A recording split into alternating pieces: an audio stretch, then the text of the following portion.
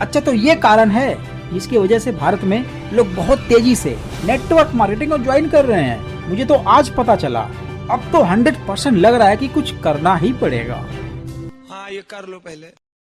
एक तो पहले से नौकरियां नहीं थी। मैं पढ़ा लिखा हूँ, 25 साल की एज है, लेकिन नौकरी नहीं है। फैसला जो भी हो मंजूर होना चाहिए, जंग हो या इश्क हो, भरपूर होना चाहिए। अब ये भारत का युवा आखिर नेटवर्क मार्केटिंग ज्वाइन क्यों न करे, डायरेक्ट सेलिंग कंपनियों में क्यों न जाए, ई कॉमर्स प्लेटफॉर्म पर काम क्यों न करे? क्योंकि हमारे भारत का सिस्टम, करप्शन, भ्रष्टाचारी ये कभी भी खत्म होने वाला नहीं है और इसका सीधा असर पड़ता है भारत के युवा पर।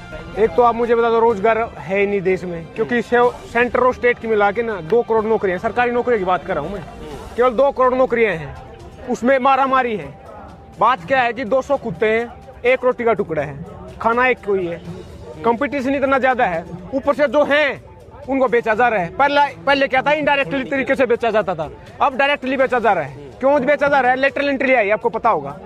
जो यूपीएससी के थ्रू जो जाता है ना, मेहनत करके 10 पोस्ट थी पिछले साल, अब उनको इंक्रीज कर दिया, 30 कर दिए। समझो अपने आप ही पढ़ाई लिखाई किताब खत्म होगी ना, किताब को खत्म होगी।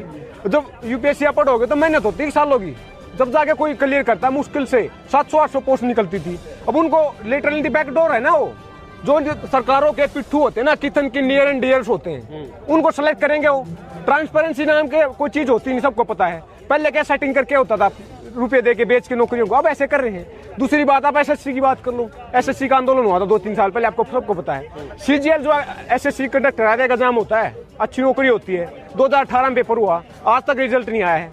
तो ये कहना भारतीय है, मिनिमम गवर्नमेंट मैक्सिमम गवर्नेंस खत्म किया जा रहा है, पढ़ाई लिखाई एजुकेशन को, समझ रहे हो ना। और ऊपर से कंपनियां आएंगी। प्राइवेटाइजेशन क्या है?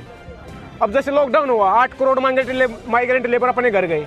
इन पूंजीपतियों घर फैक्ट्री में काम करते थे, इन्होंने अगर एक भी पैसा दिया हो तो, किराए का पैसा दिया हो तो, सारी उम्र तो इन्होंने पैसा कमाया उन श्रमिकों की वजह से। जब उनकी दुख की घड़ी आई तो वो हट गए। यही तो विकास है। मैं वही बोल रहा हूँ, 200 में से 200 नंबर लो आप, तब भी सिलेक्शन नहीं हो रहा। ये कहाँ रह रहे हैं हम? कौन सा विकास है ये?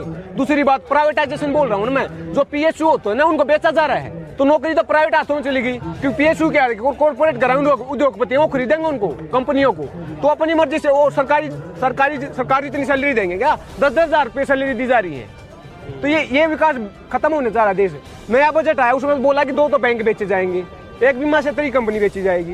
एफडीआई जो 49% होता ना बीमा क्षेत्र में, 74% कर दिया है, इंक्रीज कर दिया है। तो ये बेचना ही तो क्या है? पहले क्या होता था, बजट आता था, ये होता था क्या सस्ता हुआ क्या महंगा हुआ। अब क्या हो रहा है, क्या बचा क्या बिका? बेचने जा रहे हैं भाई। 2.25 लाख करोड़ का टारगेट रखा है डिस इन्वेस्टमेंट का। डिस इन्वेस्टमेंट वो है कि बेचा जाएगा कंपनी। 2010 में पेट्रोल को कंपनी पे हाथों छोड़ा था, सरकार का इंटरवेंशन होता था, पेट्रोल का सरकार डिसाइड करती थी। बोला क्या था कि सरकार कंपनी डिसाइड करेगी डेली बाय डेली ना, उसको जीएसटी से बाहर रखा है पेट्रोल डीजल को, वो कंपनी डिसाइड कर रही है। डीजल पेट्रोल प्राइवेटाइजेशन हाथों में, कंपनी डिसाइड करती है, तो उसका भाव कहाँ है? देख लो आप, 25 या 26 रुपए का 1 लीटर तेल आता गल्फ खाड़ी देशों में, यहाँ पे कितने 100 रुपए का। ये तो वही बात होगी, 200 रुपए का पजामा, नाड़ा 1200 रुपए का, क्योंकि टैक्स 75 रुपए। समझ रहे हो, ये लूटपाट नहीं तो क्या है?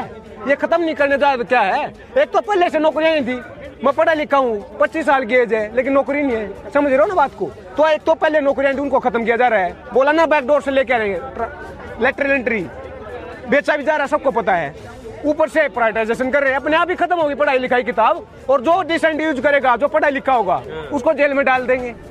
समझ रहे हो ना? फैसला जो भी हो मंजूर होना चाहिए, जंग हो या इश्क हो, भरपूर होना चाहिए। अब ये भरपूर लड़ाई होगी। प्यार भी करना चाहते हैं, जानते हैं हम, लेकिन जंग भी करना जानते हैं। जो अपने घर से ये सोचकर निकलता है कि मैं शहर जा रहा हूँ, पूरे मेहनत से पढ़ाई करूंगा और किसी अच्छे खासे सेक्टर में गवर्नमेंट जॉब करूंगा या फिर प्राइवेट ही जॉब करूंगा, लेकिन वो अच्छा खासा होगा। लेकिन जब वही युवा बाहर से घर लौटता है तो उसके अंदर एक निराशापन होता है, एक होपलेस होता है, वो डिप्रेशन में होता है। अब इसका जिम्मेदार कौन है?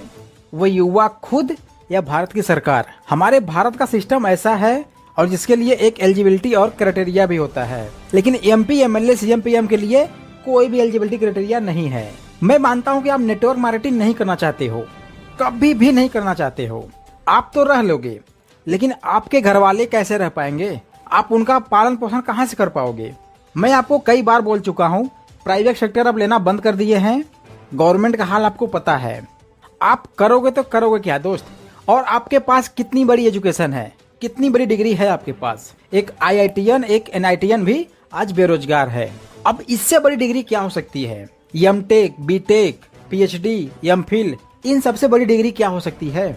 लेकिन अगर आपकी डिग्री इससे कम है, कोई भी दाल गलने वाला नहीं है, क्योंकि आपके ऊपर जो है वो जाके पूरा कर लेंगे। लेकिन आज समस्या ये है कि वो भी बेरोजगार हैं और बस इसीलिए जरूरी है कुछ बड़ा करना, कुछ अलग करना। क्या फर्क पड़ता है अगर गवर्नमेंट जॉब नहीं मिलेगा तो, पैसे कमाने दैट्स इट। बट हाँ, अच्छा काम करेंगे, लीगल और सही तरीके से। कोई भी काम इनलीगल नहीं होगा, देश के खिलाफ नहीं होगा, किसी के विरोध में नहीं होगा और किसी के साथ नहीं होगा। जो भी होगा एथिकल होगा, सही होगा, जैसे कि और बाकी लोग करके आगे निकल रहे हैं, अपने लाइफ को, कैरियर को, अपने फ्यूचर को सबसे अच्छा मोमेंटम दे रहे हैं। उम्मीद करता हूँ दोस्तों कि आपको ये वीडियो बहुत अच्छा लगा होगा, बहुत कुछ चीजें सीखने को मिली होंगी। वीडियो अच्छा लगा हो अपनी टीम के साथ, रिलेटिव के साथ, फ्रेंड के साथ, प्रोस्पेक्ट के साथ जरूर शेयर करें, क्योंकि इस वीडियो के बाद ना आपकी ज्वाइनिंग में, आपके बिजनेस में 4 चांद लग जाएंगे। फिर मिलते किसी ऐसे इंटरेस्टिंग वीडियो के साथ, तब तक के लिए thanks for watching, wish you all the best.